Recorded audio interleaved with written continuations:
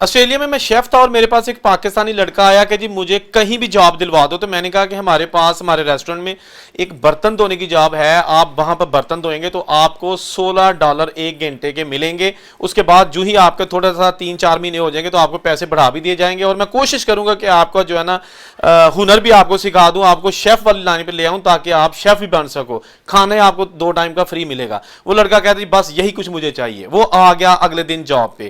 میں نے اسے کہا کہ اپنے کوئی کام والے کپڑے لے کے آ جانا. وہ لڑکا آ گیا, اس نے 2 گھنٹے کام کیے اور اس کو انسلٹ فیل ہوئی کہ میں آسٹریلیا آ گیا ہوں اور برتن دھوتا ہوں. اگر مجھے کسی نے پوچھ لیا پاکستان میں کہ کام کیا کرتے ہو تو میں کہوں گا کہ برتن دھوتا ہوں, شرم آئے گی. وہ لڑکا میرے پاس آیا, مجھے کان میں کہتا ہے مجھے بھوک لگی ہے, مجھے کچھ بنا دے. میں نے کہا یار آپ کو 12 بجے بنا دوں گا, ابھی تو 10 بجے ہیں, 8 بجے اس نے کام سٹارٹ کیا تھا. کہتا نہیں مجھے بہت بھوک لگی, میں ناشتہ کر کے نہیں آتا. میں نے کہا ٹھیک ہے. میں نے جلدی سے اس کے ایک برگر بنا دیا. میں نے کہا یہ کھا لو, حلال فوڈ تھا وہ. تو میں نے کہا باہر جا کھا لو. وہ کھانے گیا, اس کے بعد آیا ہی نہیں ہے, نمبر اس کا بند. جس کے ریفرنس سے آیا تھا میں نے اس لڑکے کو فون کیا, میں نے کہا وہ لڑکا کدھر ہے جس کو آپ نے کام پہ بھیجا تھا, یہاں پہ اتنا زیادہ رش ہو گیا, اس کا سیکشن جہاں پہ برتن دھونے ہیں تو وہ غائب ہے.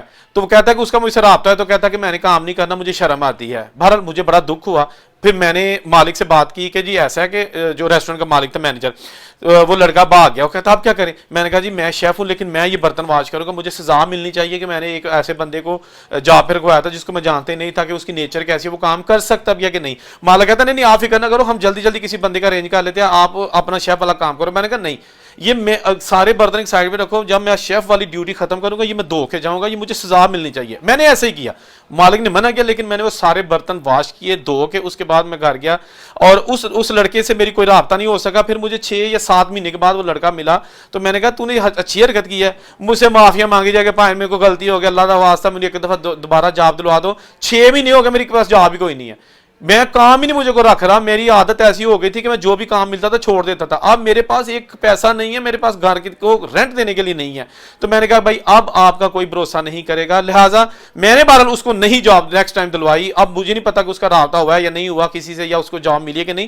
لیکن میں نے دوستوں کو یا جو میرے جاننے والے تھے ان کو یہ بات ضرور سمجھائی کہ کام چھوٹا بڑا نہیں ہوتا. جو کام میں شرم محسوس کرتے ہیں نا وہ زندگی میں کبھی آگے نہیں بڑھتے.